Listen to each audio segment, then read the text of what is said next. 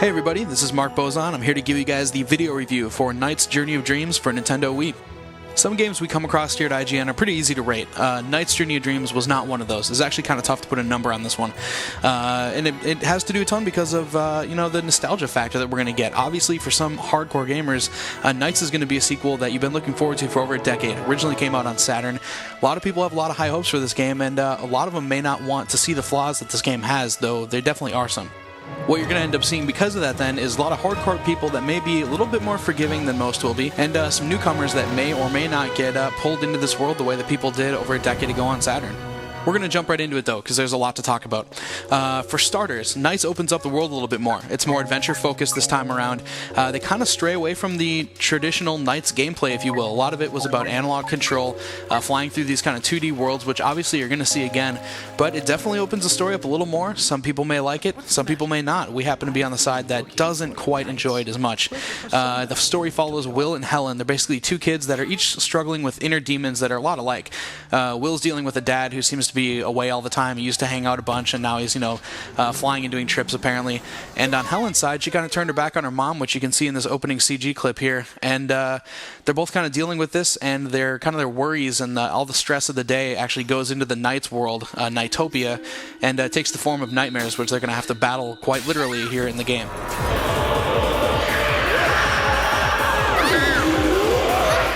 Now, this game's developed by Sonic Team. They're pretty much known for two things very positively. First of all is CG, which you're obviously going to see a ton of that here, and also VO. They've always done a ton with Sonic, and it returns again with Knights. Everybody has VO. The entire game is voice acted, and it does give a pretty good cinematic feel to the entire game, despite some pacing issues, which we'll go into. They aim to take Idia from visitors so they can destroy Knightopia. All around, though, the presentation is actually pretty decent. Where the problem comes in is when you get into the specific gameplay elements. For starters, you're going to want to toss away any Wii Remote Motion or IR. There is IR in the game. Motion isn't supported, but the IR actually is not so hot, as you can see here. You're instead going to want to use either Classic Controller or Nunchuck and Wii Remote or GameCube Controller. Those work a little bit better, but it is still a little rough. You don't get that kind of fluidity that you got in flying with the original Saturn game, and that's going to actually be a huge amount of our complaints come from just rough gameplay and something that overall lacks a ton of polish throughout.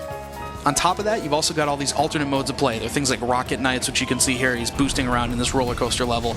You're going to play as the children, do some minor platforming, and things like this river rafting here. And all those, they come across decently, but the gameplay overall is just really rough. And again, it's just not very polished. And in the end, we obviously would have wanted to see a ton more focus on the overall flying and the kind of the arcade aspects that you saw on Saturn, and a lot less put on this diverse world that has been opened up really for no good reason. Newcomers to the series may not see this as much, but the retro fans such as myself are definitely going to want a lot more just the core gameplay, and in the end you really only get a handful of levels that really feel like true Knights gameplay. As for the overall pacing in the game, it's a little cluttered. There's no way to skip story sequences. Also, many of those sequences end up dragging on for minutes and minutes at a time, sometimes hitting like the 5-minute mark, and it's definitely a little bit long, especially considering another thing I mentioned in the written review is that when you fail missions, you don't only replay that little section, you actually go all the way back to the beginning of that dream, if you will. So if you're fighting a boss at the very end of the game, let's say, and you die, you go all the way back to the beginning, which means you watch all scripted sequences again, all story elements, you play through multiple levels of traditional Knights play, or whatever it is that you're playing in those levels. Then you get to the boss fight. You get one chance. If you die again, all the way back to the beginning again. Really breaks up the mood, and kind of makes what otherwise is a pretty decent story and a pretty solid amount of arcade play, very, very Galaxy-like in the way that all the levels are set up, really breaks that up and makes it kind of monotonous.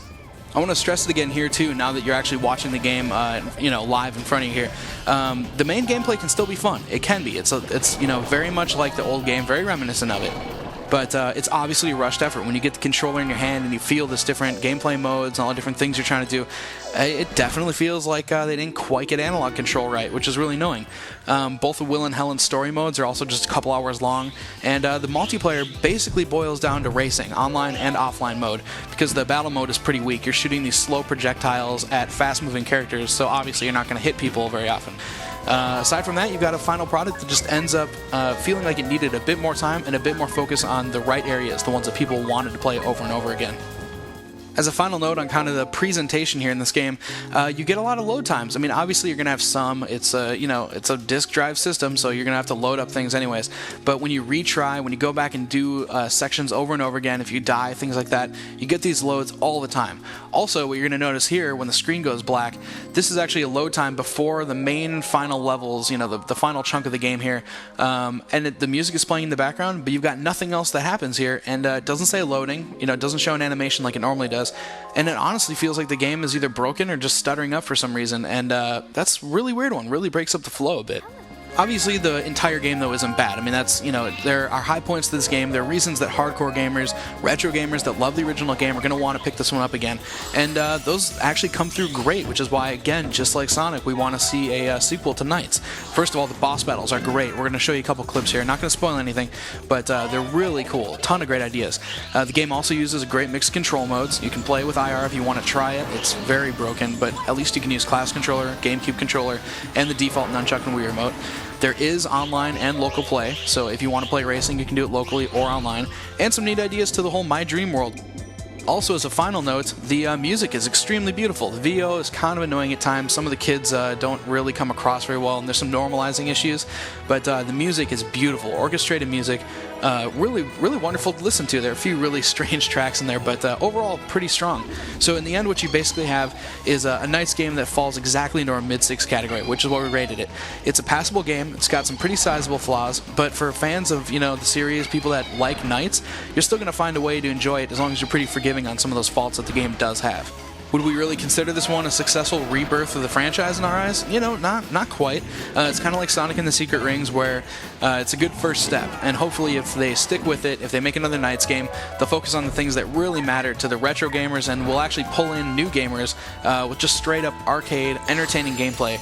And as long as you get the fluidity of flight, kind of work out the little weird, wonky issues that are in this game, you could have a pretty solid, rebirth of the franchise. So hopefully they'll stick with it and really focus on what made Knights originally awesome and put it back into a sequel for this game.